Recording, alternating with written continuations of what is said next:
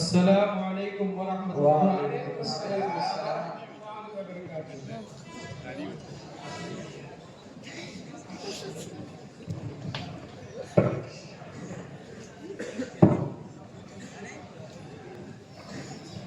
الحمد للہ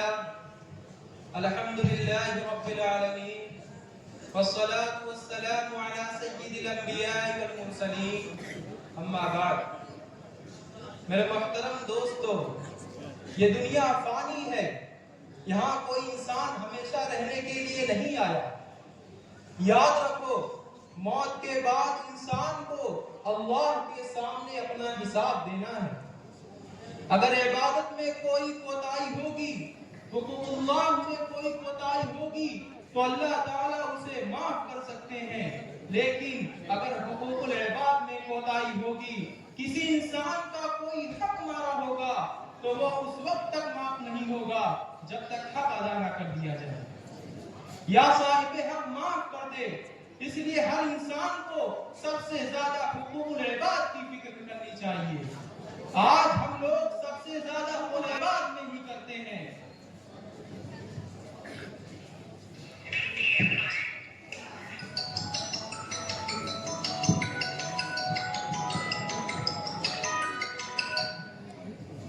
السلام علیکم ورحمۃ اللہ وبرکاتہ۔ وعلیکم السلام ورحمۃ اللہ وبرکاتہ۔ مولانا صاحب، مجھے خواب کی تعبیر معلوم کرنی ہے۔ آج ایسا بات بہت سویرے سو گیا، میں نے خواب دیکھا ہے کہ میں نے اپنی چاروں بہنوں کو گھر پر دعوت دی ہے۔ میری بہنیں شادی شدہ ہیں، ساری بہنیں گھر پر آئیں، دعوت میں شرکت کی، اچھے سے کھانا پکایا، سب کچھ اچھا تھا۔ لیکن جب بہنیں رخصت ہونے لگی، اپنے گھر جانے لگی، تو سب نے مل کر مجھے بہت مارا، اتنا مارا کہ مجھے لگا کہ اب میں مر جاؤں گا۔ اتنے میں ڈر کر میری نیند کھل گئی، مجھے بہت فکر ہوئی۔ آپ جلدی مجھے میرے اس خواب کی تعبیر بتا دیجئے تاکہ اطمینان ہو جائے۔ ایسا ہے، میں ٹڈیور مدرسے پہ جلسے میں ہوں، آپ یہیں آ جائیں، اطمینان سے بات ہو جائے گی۔ جی مولانا صاحب آتے ہیں۔ ہاں تو میرے بھائیوں، میں یہ کہہ رہا تھا کہ حقوق العباد کا مقام بہت اہم ہے۔ آج ہم لوگ سب سے زیادہ اسی میں غفلت کرتے ہیں۔ آپ کا خواب میں نے سن لیا ہے، جواب میرے ذہن میں ہے۔ آپ یہ بتائیں کہ کیا آپ کے والد زندہ ہیں؟ نہیں مولانا صاحب، والد صاحب کو وفات میں 2 سال عرصہ گزر چکا ہے۔ ہوشیار، یہ جو آپ نے خواب دیکھا ہے کہ چاروں بہنیں مل کر آپ کو ماری ہیں، اس کی وجہ بہنیں حصہ نہ دینا۔ گویا آپ کی موت سے پہلے اللہ کی جانب سے آپ کو تنبیہ ہے، بہنوں کو وراثت کا حصہ دیجیے۔ یاد رکھیے، جہیز دینے سے وراثت کا حصہ ختم نہیں ہوتا۔ ارے باپ رے باپ، مولانا صاحب کیا کہا پڑا؟ ہم تو اب تک یہی سمجھ رہے تھے کہ بہن کو جہیز دینے سے وراثت ادا ہو جاتی ہے۔ استغفر اللہ، استغفر اللہ۔ 1,00,000 مرتبہ استغفار کیجئے۔ کان کھول کر سن لیجئے کہ جہیز دینے سے بہن کا حق میراث ادا نہیں ہوتا، یہ قرآن کے حکم کی خلاف ورزی ہے۔ اللہ تعالیٰ ارشاد فرماتے ہیں وَلِلنِّسَاءِ نَصِيبٌ مِّمَّا تَرَكَ الْوَالِدَانِ وَالْأَقْرَبُونَ، یعنی عورتوں کو اس مال میں سے وراثت کا حصہ ملے گا جو غریب رشتے دار چھوڑ کر اس دنیا سے چلے گئے۔ جہیز دینے سے وراثت کا حق ادا نہ ہونے کی وجہ یہ بھی ہے کہ زندگی میں باپ اپنی اولاد کو جو کچھ دیتا ہے وہ ہدیہ اور تحفہ ہے، اس کا میراث سے کوئی تعلق نہیں۔ میراث تو وہ مال ہے جو انسان مرتے وقت چھوڑ جاتا ہے اور اس میں سارے ورثہ اپنے حصے کے مطابق حقدار ہوتے ہیں۔ زندگی میں کسی وارث کو کچھ دینے سے آدمی اس کی میراث سے محروم نہیں ہوگا۔ اور ہاں یہ بھی یاد رکھو کہ بہن کو جہیز نہ دینے سے اللہ کے یہاں ثواب نہیں ہوگا، لیکن وراثت میں حصہ نہ دینے سے اللہ کے یہاں پکڑ ہوگی۔ وراثت ایک حق ہے جس کی ادائیگی ضروری ہے۔ جہیز کوئی حق نہیں جسے ادا کرنا ضروری ہو. اس لیے آپ یہاں سے جانے کے بعد سب سے پہلا کام یہ کریں کہ بہنوں کا جتنا حصہ ہوتا ہو وہ انہیں ادا کر دیں. لیکن اگر ہم نے معاف کرا دیا تب تو صحیح ہے نا مولانا صاحب؟ یہ غلط فہمی بھی دور کر لیجئے. زبانی طور پر معاف کرانے سے بہن کا حق معاف نہیں ہوتا. اس کے لیے ضروری ہے کہ پہلے آپ اپنی بہن کو اس کا حصہ دے دیں جس پر وہ قبضہ کر لے. پھر اگر اس کا دل چاہے تو وہ آپ کو واپس کر دے. زبانی طور پر جو معاف کروایا جاتا ہے وہ اس وجہ سے صحیح نہیں کہ بہنیں صرف دباؤ میں آ کر معاف کرتی ہیں، وہ بھی صرف زبان سے. امید ہے کہ ہماری باتیں آپ سب لوگوں کو سمجھ میں آ گئی ہوں گی. جی مولانا صاحب بالکل، جزاک اللہ خیر. مولانا صاحب، جب وراثت کا مسئلہ چھڑ ہی گیا ہے، اگر اجازت ہو تو میں بھی آپ سے اسی بارے میں ایک مسئلہ معلوم کر لوں. کیوں نہیں؟ ہمارا کام ہی ہے لوگوں کو مسئلہ مسائل بتانا. آپ شوق سے پوچھیں. مولانا صاحب، میرے دوست فیضان کے والد کا انتقال 1 مہینہ پہلے ہوا ہے اور ان کا ایک چھوٹا نابالغ بھائی ہے اور ان کی ماں، اور کہہ رہے ہیں کہ نابالغ بھائی کو چھوٹا ہونے کی وجہ سے اس کا حصہ الگ نہیں دیا ہے، خود ہی لے لیا ہے، اور ماں کو بھی کچھ نہیں دیا ہے. کہہ رہے ہیں کہ ماں کو عمرہ کرا دیں گے، ماں کا حق معاف ہو جائے گا. اب آپ بتائیں، نابالغ بھائی کو چھوٹا ہونے کی وجہ سے وراثت کا حق نہ دینا اور اس میں کمی کرنا، اور ماں کو یعنی بیوہ کو شوہر کے انتقال کے بعد وراثت کے مال میں سے حصہ نہ دینا صحیح ہے؟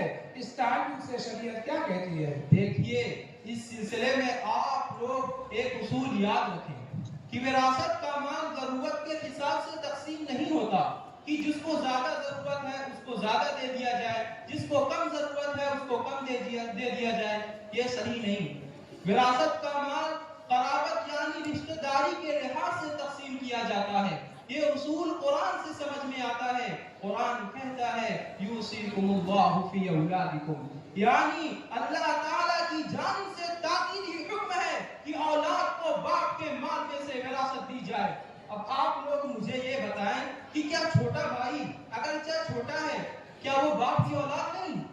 باپ کی اولاد ہونے اور بھائی ہونے میں یقیناً دونوں برابر ہیں. تو ایسا کیسے ہو سکتا ہے کہ ایک بھائی کو کم دیا جائے اور دوسرے کو زیادہ؟ اس لیے چھوٹے بھائی کو کم دینا یہ سراسر ناانصافی ہے اور اللہ کے حکم کی خلاف ورزی ہے. حدیث شریف میں آتا ہے، رسول اللہ صلی اللہ علیہ وسلم نے ارشاد فرمایا، من قطع میراث وارثه قطع اللہ میراثہ من الجنہ. جو شخص اپنے وارث کو میراث سے محروم کرے گا، حق تعالیٰ اس کو قیامت میں جنت کی وراثت سے محروم کریں گے. اسی طرح بیوہ عورت کو اس کے شوہر کے مال وراثت سے باقاعدہ حصہ ملنا چاہیے. یہ نہیں کہ عمرہ کرا دیں گے، حج کرا دیں گے تو حق معاف ہو جائے گا. بالکل معاف نہیں ہوگا. یہ بات یہ قرآن کی اسی آیت سے اب سمجھ میں آتی ہے جو ابھی کچھ دیر پہلے پڑھی گئی. وَلِلنِّسَاءِ نَصِيبٌ مِّمَّا تَرَكَ الْوَالِدَانِ وَالْأَقْرَبُونَ، کہ والدین اور قریبی رشتہ داروں کے چھوڑے ہوئے مال میں عورتوں کے حصے ہیں. شوہر یقیناً بیوہ عورت کا انتہائی قریبی رشتہ دار ہے، اس لیے اس کے ترکہ میں سے بیوہ کو حصہ ملنا چاہیے. حج عمرہ کرانے سے حق اور حصہ معاف نہیں ہوگا. مولانا صاحب، آپ سب کا مسئلہ حل کرتے ہیں تو میرا بھی حل کر دیجیے. جی بالکل، آپ اپنا مسئلہ بتائیں. مولانا صاحب، آج سے 10 سال پہلے میرے والد کا انتقال ہوا. میں اپنے والد کا اکلوتا لڑکا تھا. میرے کوئی بھائی بہن نہیں تھے. میں چھوٹا تھا، یتیم لڑکا تھا. میرے چچا نے میرے باپ کے سارے مال پر قبضہ کر لیا. جب میں بڑا ہوا، بالغ ہوا، چچا سے اپنا حصہ مانگا تو انہوں نے گھر سے نکال دیا. انہوں نے مجھے گھر سے نکال دیا. اب میں اکیلا مجبور، میرے ہاتھ میں کچھ نہیں، فقیری کرتا ہوں. ایک کام کرو، اپنے چچا کو فون کر کے بلا لو تاکہ تمہارا معاملہ ابھی حل ہو جائے. جی مولانا صاحب، فون کرتا ہوں.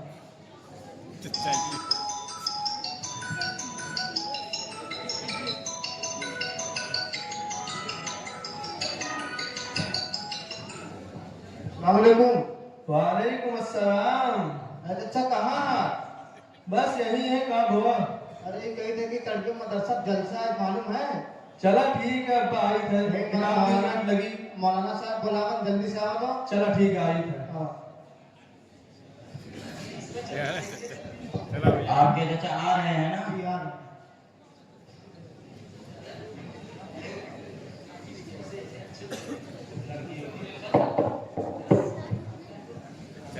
کتنا ٹائم لگیں گے؟ ارے آئی تھے نا گھبراہٹ کا ہے.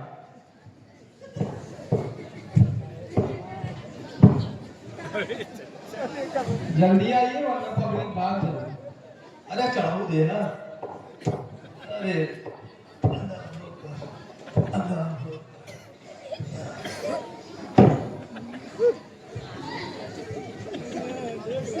السلام علیکم. وعلیکم السلام ورحمۃ اللہ وبرکاتہ.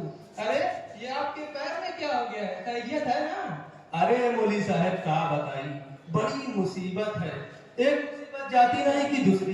دیکھا کچھ دن پہلے آنکھ کا آپریشن کرا رہے ہیں, پھر دیکھا 2 دن پہلے ٹنگری ٹوٹ گئی. دعا کرا ٹھیک ہو گئی. صرف دعا سے کام نہیں بنتا صاحب, اپنا کردار صحیح رکھنا بہت ضروری ہے. ارے مولوی صاحب کہاں کا چاہتے تھے, کھل کے کہا. کبھی آپ نے سوچا کہ آپ پر اتنی مصیبتیں کیوں آتی ہیں؟ کبھی سمجھنے کی کوشش کی؟ یہ آپ کے بھتیجے ہیں نا, انہیں پہچانتے ہیں اچھے طریقے سے؟ ارے ہاں مولوی صاحب کہے نا پسند میں کیسی بات کراتے ہیں. انہوں نے مجھ سے اپنا درد دل بیان کیا ہے. اب میں نے آپ کو اس حالت میں دیکھا تو مجھے بہت اچھی طرح معلوم ہو گیا کہ آپ کی اس حالت کا ذمہ دار کوئی اور نہیں بلکہ آپ خود ہیں. وہ کیسے مولوی صاحب؟ آپ نے اپنے یتیم بھتیجے کو اس کے باپ کے مال میں سے میراث کا حصہ کیوں نہیں دیا؟ جب انسان کسی کو ستاتا ہے تو اللہ تعالیٰ کی جانب سے اس پر آزمائش اور مصیبتیں آنے لگتی ہے. اچھا مولوی صاحب بتائیے. جب ایک ابو کا انتقال بہت ہی بہت چھوٹا کے رہا, ایک کھائے پیے کا مسئلہ رہا, پڑھائی لکھائی کا مسئلہ رہا. ایک کام اپنے گھر میں رکھیں, پڑھائے لکھائیں, کھیائے پیائیں. اب مولوی صاحب بتاوا ہوگا حصہ رکھنا نہ ہوا؟ جی بالکل نہیں. فہد کے باپ نے جو کچھ مال و جائیداد چھوڑا اس پر فہد کا حق تھا, وہ اسے ملنا چاہیے, لیکن وہ آپ کھا گئے. آپ کو معلوم ہے قرآن ایسے لوگوں کے بارے میں کیا کہتا ہے؟ ان الذين ياكلون اموال اليتامى ظلما انما ياكلون في بطونهم نارا وسيصلون سعيرا. کہ جو لوگ یتیموں کا مال ظلم کر کے ناحق طریقے سے کھاتے ہیں وہ اپنے پیٹ میں آگ کھاتے ہیں, ایسے لوگ جلد ہی جہنم کی آگ میں داخل ہوں گے. ارے مولوی صاحب اتنا بڑا ظلم کر دیا وہ اپنے بھتیجا کے ساتھ. ہاں جناب, ایک بات یاد رکھیے, میت کے انتقال کے بعد سارا مال اس کے وارثوں کا ہوتا ہے. اس میں ذرہ برابر بھی سارے وارثوں کی اجازت اور رضامندی کے بغیر خرچ کرنا, استعمال کرنا بہت بڑا ظلم ہے. میں آپ کو ایک واقعہ بتاتا چلوں, بلکہ اس واقعہ کو آپ سب لوگ غور سے سنیں. جی ہمارے نبی صلی اللہ علیہ وسلم سے قبل عرب میں عورتوں کو وراثت میں حصہ نہیں ملتا تھا, چاہے باپ کا انتقال ہو یا شوہر کا. اسی طرح مردوں میں صرف ان مردوں کو حصہ ملتا تھا جو جنگ میں شرکت کے لائق ہو. چھوٹے اور نابالغ بچوں کو میراث میں حصہ نہیں دیا جاتا تھا. واقعہ یہ ہے کہ ہجرت کے 3 سال بعد ایک صحابی حضرت اوس بن ثابت انصاری رضی اللہ تعالی عنہ کا انتقال ہوا. انہوں نے وارثوں میں بیوی کے علاوہ 3 لڑکیاں اور ایک روایت کے مطابق 2 لڑکیاں اور ایک نابالغ لڑکا چھوڑے. اب ہوا یہ کہ حضرت اوس رضی اللہ تعالی عنہ کے چچازاد بھائیوں نے پوری جائیداد قبضے میں لے لی, جبکہ حضرت اوس رضی اللہ تعالی عنہ کی بیوی اور بیٹے بیٹیاں راتوں رات امیر سے فقیر ہو گئے. اب یہ لوگ پریشان ہو کر رسول اللہ صلی اللہ علیہ وسلم کی خدمت میں پہنچے. تب اللہ تعالیٰ نے وراثت کی آیات نازل فرما کر یہ بتا دیا کہ وَلِلرِّجَالِ نَصِيبٌ مِّمَّا تَرَكَ الْوَالِدَانِ وَالْأَقْرَبُونَ وَلِلنِّسَاءِ نَصِيبٌ مِّمَّا تَرَكَ الْوَالِدَانِ وَالْأَقْرَبُونَ. جس کا مطلب یہ ہے کہ مردوں اور عورتوں دونوں کے لیے اس مال میں سے وراثت کا حصہ ہے جو والدین اور قریبی رشتہ داروں نے چھوڑا. پھر اللہ تعالیٰ نے تفصیل سے وراثت کے احکام بیان فرمائے اور عقیل میں فرمایا وَمَن يَعْصِ اللَّهَ وَرَسُولَهُ وَيَتَعَدَّ حُدُودَهُ يُدْخِلْهُ نَارًا خَالِدًا فِيهَا وله عذاب مهين. جو شخص وراثت کا مال تقسیم کرنے میں اللہ اور اس کے رسول کی نافرمانی کرے گا اور حدود سے تجاوز کرے گا، اسے اللہ تعالیٰ دوزخ میں ڈالیں گے جس میں وہ ہمیشہ رہے گا اور اسے رسوا کن عذاب ہوگا. ایک حدیث میں رسول اللہ صلی اللہ علیہ وسلم نے ارشاد فرمایا، جس شخص نے ظلم کر کے کسی کی زمین ایک بالشت بھی لی تو یہ زمین قیامت کے دن 7 زمینوں تک اس کی گردن میں توق بنا کر ڈالی جائے گی. مولانا صاحب، آج آپ نے بہت اہم بات بتائی. میں اپنے دوستوں کو یہی سمجھا رہا تھا، لیکن چونکہ میں پڑھا لکھا نہیں ہوں اسی لیے مجھے زیادہ معلومات بھی نہیں. سلطان صاحب، وراثت کے احکام بہت سخت ہے کیونکہ ان کا تعلق حقوق العباد سے ہے. اللہ تعالیٰ نے قرآن میں نماز، روزہ، حج، زکوٰۃ کا حکم دیا لیکن کسی حکم کی تفصیل نہیں بیان فرمائی. وراثت واحد ایسا حکم ہے جس کی جزئیات اور تفصیلات قرآن کریم میں بیان فرمائی ہے. لوگ اس معاملے میں آج کل بہت بے احتیاطی کرتے ہیں. بہنوں، بیٹیوں، بیواؤں، یتیموں اور نابالغوں کی میراث ناحق کھا جاتے ہیں اور انہیں احساس بھی نہیں ہوتا کہ کتنی بڑی اور سنگین غلطی کا ارتکاب کر رہے ہیں. بلکہ ایسے لوگ حرام خوری کرتے ہیں اور یہ میں نہیں کہتا بلکہ قرآن کریم کہتا ہے وَتَأْكُلُونَ التُّرَاثَ أَكْلًا لَمًّا، کہ تم میراث کا سارا مال سمیٹ کر حرام کھاتے ہو. مرنے کے بعد ایک سوئی کے برابر مال میں بھی تمام ورثہ حصہ دار ہوتے ہیں اور شریک ہو جاتے ہیں. اس لیے ایک سوئی کے برابر مال بھی بغیر ورثہ کی اجازت کے جائز نہیں.